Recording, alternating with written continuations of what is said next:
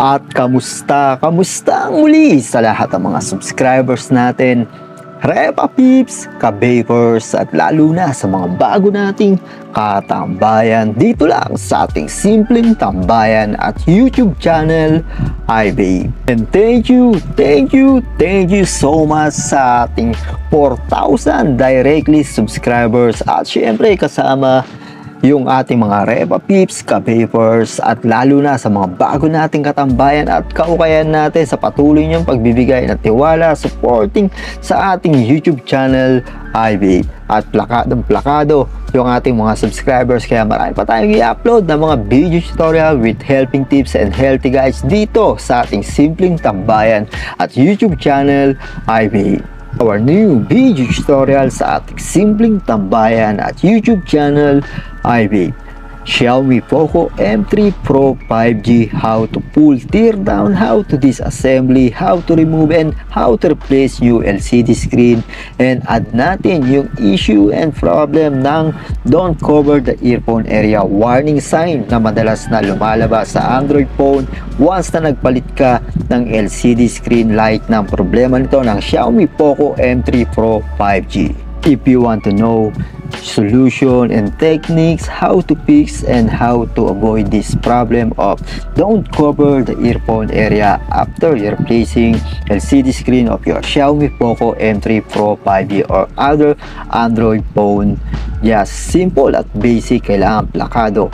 Support, subscribe, like, and share, and don't forget popping our notification bell for more updated videos dito sa ating simpleng tambayan at YouTube channel, iVape. And don't forget, don't skip that sa mga video tutorial natin sa lahat ng mga subscribers natin. Maraming salamat sa inyong lahat. Now, our first step ng ating video tutorial, Xiaomi Poco M3 Pro 5G, how to disassembly, how to remove and replace new LCD screen. Make it sure 100% check before disassembly and always be prepared yung mga tools like na mga ginagamit natin, screwdriver for cellphone, metal sparger, plastic sparger o yung DIY na ginagamit natin, at hindi mawawala yung hair blower o kaya kung heat gun dahil kailangan natin yan. Hindi natin baklasin yung back cover, and always prepare your LCD screen na binili mo or in order mo through online store. And don't forget yung dual adhesive tape and B7000 dual adhesive glue for LCD screen. Our second step ng ating video tutorial, at napansin niyo fully disassembly or kaya naka-remove na or nakabaklas na yung back cover ng Xiaomi Poco M3 Pro 5G dahil galing sa customer to. Sinubukan na rin lang palitan ng LCD screen at nagkaroon din ng problema about dun nga sa issue na don't cover the earphone area dahil sila na rin mismo yung nagbaklas at nagpalit ng LCD screen. Ang nangyari lang, nagkaroon na mas malaking problema.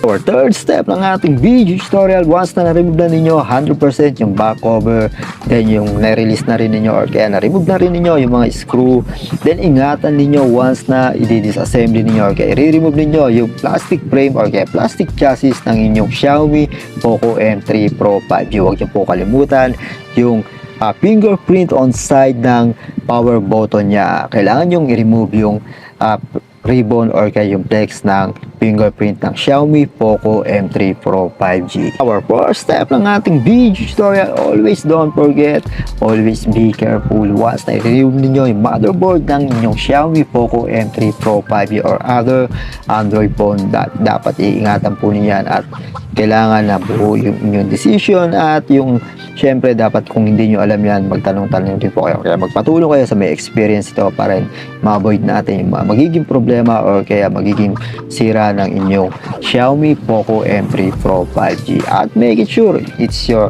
own decision and it's your own risk. Now, our fifth step ng ating video tutorial, make it sure 100% check ninyo before nyo i-fix yung LCD screen na in-order nyo or kaya binili nyo through online store para hindi masayang yung pera ninyo at bago ninyo i-totally full assembly yung inyong Xiaomi Poco M3 Pro 5G or other Android phone. Now, our last step, yung pinali ng ating video tutorial about sa issue ng don't cover the earphone area after replacing new LCD screen ng Xiaomi Poco M3 Pro 5G or other Android phone.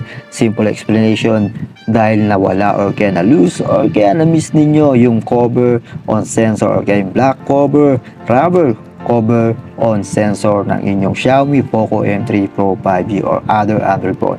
On final solution natin, ginawa ko lang dyan, naghanap lang ako ng mas manipis na rubber, black rubber, then nilagay ko na lang doon sa mismong frame ng sensor ng Xiaomi Poco M3 Pro 5G. At sana nakapagbigay tayo ng idea at helping tips, and don't forget, support our YouTube channel and don't skip the ads sa mga video tutorial natin. At maraming salamat muli sa lahat ng mga subscribers natin.